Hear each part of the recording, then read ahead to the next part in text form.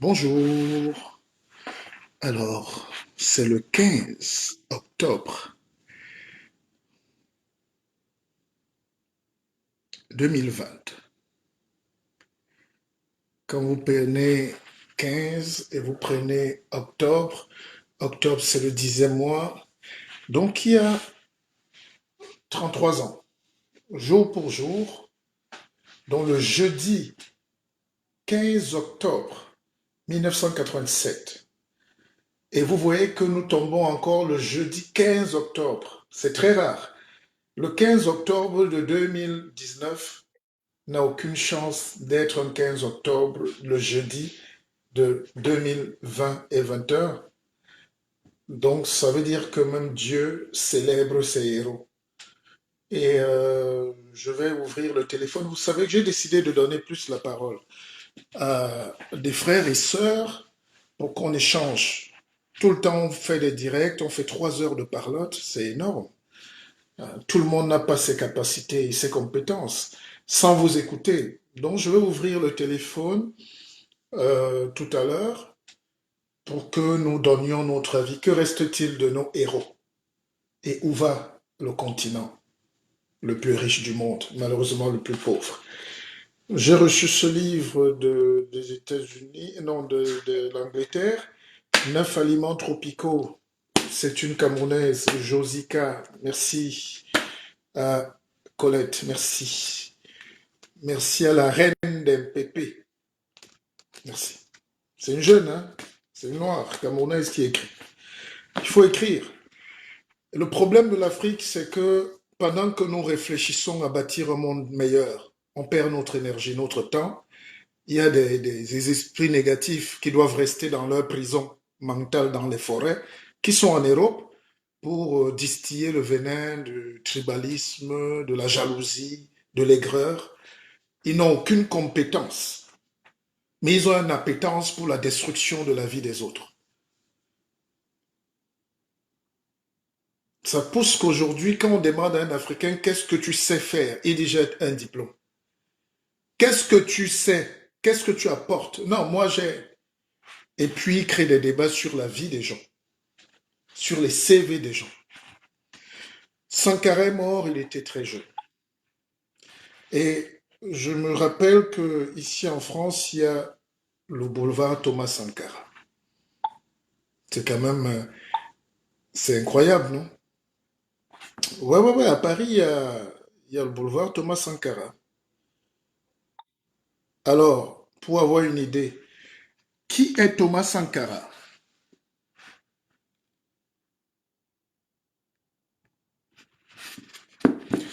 Tout le monde peut savoir qui est Thomas Sankara. Il est né en 49, le 29 décembre, à Yako, à Haute-Volta, donc le Burkina, pays des hommes intègres.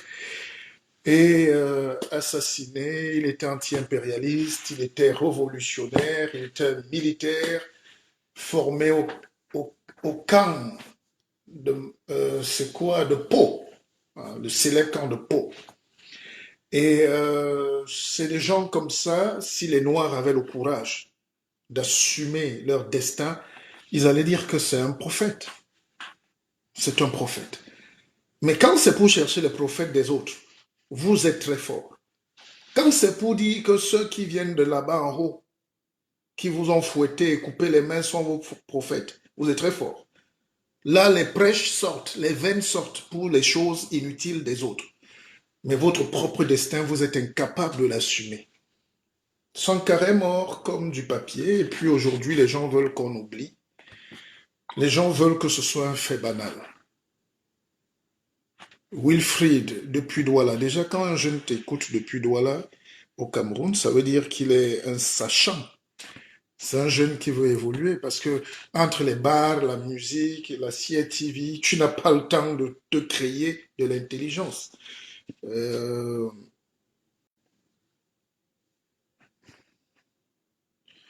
L'avenue Thomas Sankara à Paris. Mhm. Il y a une fresque ici en France, à Ivry-sur-Seine, en hommage à Thomas Sankara. C'est un grand portrait. Et je ne sais pas s'il y a beaucoup d'universités en Afrique, beaucoup d'écoles, beaucoup de rues qui portent le nom de Thomas Sankara. Et on ne peut rien faire contre un peuple médiocre. On ne peut rien. Même si les Blancs ne venaient pas, on allait être médiocre. Même si l'esclavage, la colonisation et tout ne venaient pas, on allait rester comme on est. Parce que l'homme qu'il faut éviter dans ces sphères, si tu veux évoluer, c'est souvent un Camerounais. Et plus qui est même un Africain en général. On ne sait pas créer une boule d'énergie de développement. On ne sait rien faire que de se détruire. On ne sait rien faire d'autre. On ne sait rien faire. Et puis tu as des gens comme Cheikh Anta Diop. Hein? Je peux envoyer encore 10 exemplaires de ce livre. C'est de ma poche, hein? Les miens, les voici. Personne ne peut disqualifier mon savoir. Ayez même quoi. Vous n'avez pas mon savoir. Il est personnel. Ça se vend. Je vends mes livres et j'en vis. Ça, je peux encore acheter de ma poche pour offrir. Parce que j'estime qu'il y a des gens extrêmement... Il y a des gens qu'on doit célébrer. Le Cheikh Anta Diop, c'était des... J'allais dire des Jésus, non? Mais un Africain va dire pourquoi. Donc, euh, les fondements d'un État sans amalgame, État blanc, mission historique de l'Afrique occidentale équatoriale. Bref, Cheikh Anta Diop dit ici ce que Sankara. Cheikh Anta Diop a écrit ce que Sankara disait. Et l'héritage de Sankara, il n'a pas laissé de compte en Suisse. Il a laissé une femme qui vit à Montpellier, Myriam, et ses enfants. Et puis une famille qui est normale. Parce que c'était un mec qui voulait juste être simple. Et notre devoir, c'est de ne pas effacer les mémoires des héros. Et notre devoir, c'est de faire ce qu'on a à faire. Vous savez, quand moi je me lève, je vous ai déjà atteint un état d'esprit de partage massif. Je suis une arme de distribution massive des neurones du savoir. Moi, je ne ris plus. Dès que je me lève, j'écris. Dès que je me lève, je fais un direct. Dès que j'ai le temps, je partage. Parce qu'on n'est pas éternel. On a tellement de choses à dire. Si je pouvais vous donner le 1 millième de ce que je sais, le 1 millième, vous n'allez pas comprendre. Donc l'Africain est médiocre. Ça peut faire mal, mais c'est une réalité. Ça peut faire mal, mais c'est comme ça. Et un homme médiocre n'aime pas la vérité. Un homme médiocre fuit son destin. Il fuit ses responsabilités. Et dès qu'il a fui, il dit que non, c'est les autres. Et donc il se cache derrière soit le tribalisme, soit la politique, soit ceci pour justifier la médiocrité. Alors, où sont donc passés nos héros? Que faisons-nous de nos héros? Qui sont nos héros aujourd'hui? Qui seront nos héros demain? Est-ce qu'on peut vivre sans les héros au quotidien? Les héros du quotidien, c'est vous, c'est nous tous. Mais Dieu a mis en certains hommes qui passent vite des missions qui dépassent souvent le cadre de leur petite personne. Et j'ai envie de vous écouter là-dessus. Où est l'héritage des héros africains? Que faisons-nous de Thomas Sankara? Je vous parlais d'un type comme Cheikh Anta Diop. Les gens ne savent pas. Cheikh Anta Diop, parce que j'entends les gens vouloir parler, même parfois en cachette de mon cursus. Vous savez ce qui se passe dans le monde intelligent aujourd'hui, c'est que Cheikh Anta Diop a mis 10 ans pour qu'on valide sa thèse de doctorat.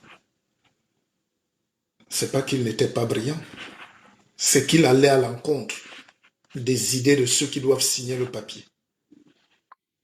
Donc parfois, on ne vous donne pas un diplôme parce qu'on ne veut pas que vous attaquiez les fondements de l'intelligence des autres. 10 ans. Il était déjà professeur de ses professeurs. mais on lui refusait un bout de papier, une signature, une validation du jury. Un jury raciste. Et il aurait pu ne pas faire cette thèse, qu'il a fait très tard. Est-ce que ça fait de lui un homme intelligent en moins?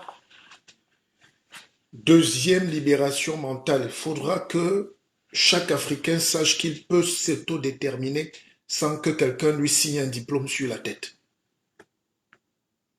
Les schèmes mentaux sont viciés comme ça. Quand les Chinois se baladent, il ne veut même pas savoir si quelqu'un va lui signer son diplôme. Mais il est chinois.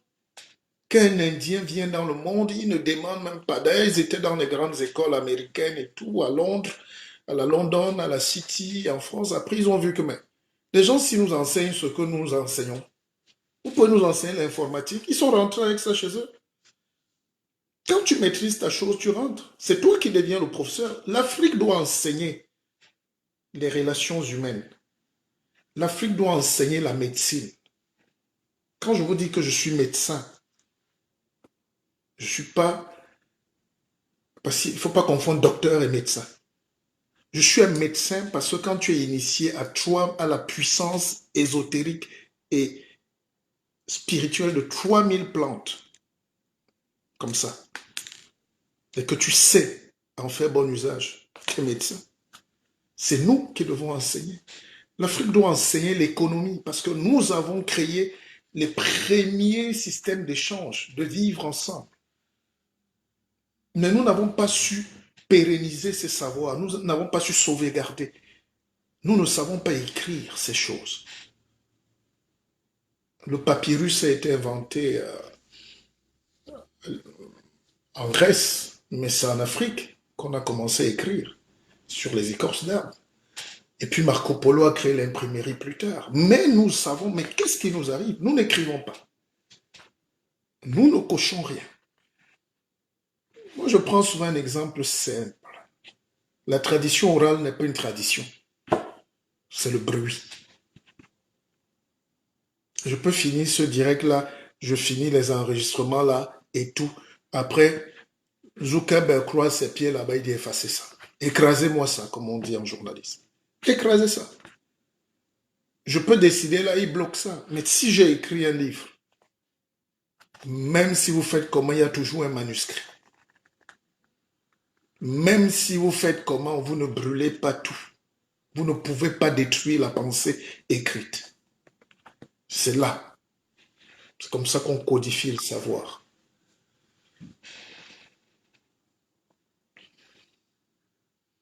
Wilfried, comment faire pour me rencontrer? Mais je peux vous payer un billet, vous venez à Paris. Ou bien je vous obtiens un visa, vous venez à Paris me voir. Il n'y a pas de problème. Je viendrai pas au Cameroun avant décembre, avant janvier. Ça, c'est certain. Donc, je suis en France pour au minimum janvier, pour décembre. Décembre, c'est familial, donc je serai au Cameroun en janvier. OK? Donc, le téléphone est ouvert. Le numéro, vous l'avez. Le 06 83, le 06 99 33 83 93. Vous vous appelez, vous dites quel souvenir vous avez, quelle pensée vous avez de Thomas Sankara, qu'est-ce que vous pensez de nos héros et qu'est-ce que vous voyez pour demain. Et puis, moi, je vais faire 2 heures, donc à 20 heures. Et puis plus tard, à 22 heures, je pourrais faire une autre. On va faire une autre suite, 22 heures minuit, là pour parler en adulte de nos problèmes de cœur, de couple, de vie, d'impôts, de sommeil, de formation, d'amour, d'enfants, hein, de gestion, de... Voilà.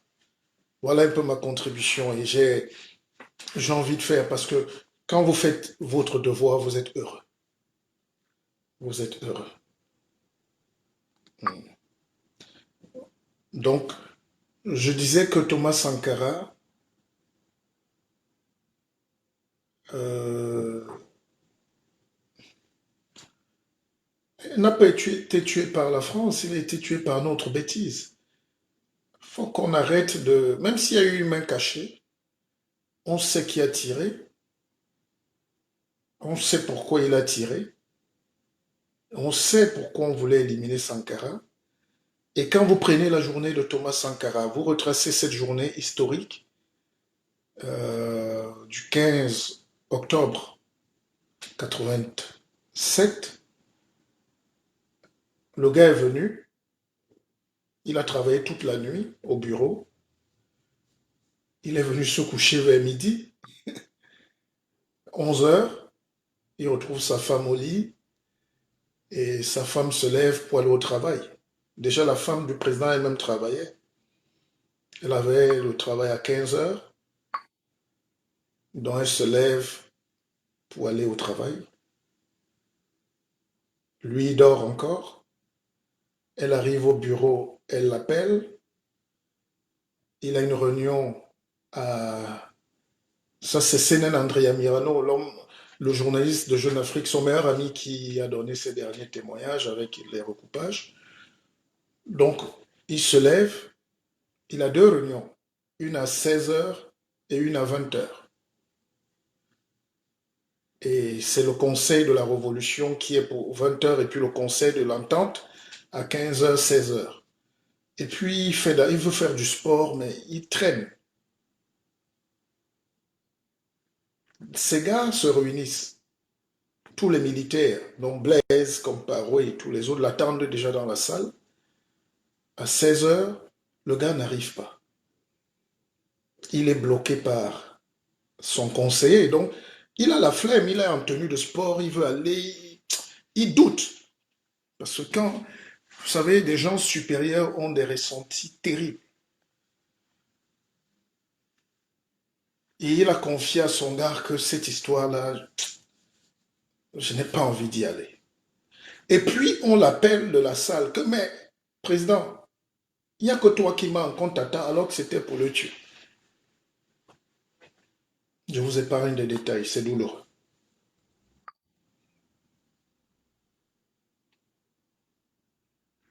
C'est douloureux. Mais les gens qui ont tué Sankara n'ont pas fait mieux. Au pire même, il a fallu que la jeunesse burkinabé se relève 30 ans après pour revendiquer sa liberté. Les gens qui ont tué Oumyobé n'ont absolument bénéficié de rien du tout. Ils n'ont même pas fait ce... C'est-à-dire, en Afrique, on te tue pour rien. Quand tu laisses même la place aux gens qui t'ont tué, ils ne font même pas le 1 millième de ce que tu pouvais faire, mais il fallait qu'ils t'éliminent. C'est plus fort. Quand quelqu'un te calomnie ou te jalouse, il ne sait pas pourquoi, c'est juste plus fort que lui. Parfois, il veut manger à ta table. Parfois, il te supplie en cachette. Parfois, il sourit avec toi. Il veut te tuer. Et ce sentiment est très poussé chez nous. C'est pour ça que je ne crois pas en la révolution nègre. Le mot peut être touchant, mais nègre, c'est une manière d'affirmer sa fierté. Les Césaires, toute leur vie, se sont méfiés. Cheikh Anta Diop a échappé à plus de 10 empoisonnements de ses propres frères. Il se cachait derrière sa femme blanche. La vie est paradoxale. Senghor, pareil, il est mort en Normandie parce qu'il avait peur qu'un de ses frères lui coupe la tête. Sous ordre ou pas sous ordre, nous tuons. Nous tuons vite. Et ça fait très mal.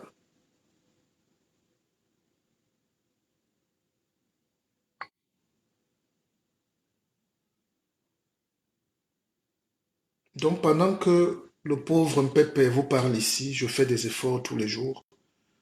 Il y a quelqu'un qui a envie de me voir mort. Tu sais pas pourquoi. Il va te dire, sa tête ne me plaît pas. D'accord?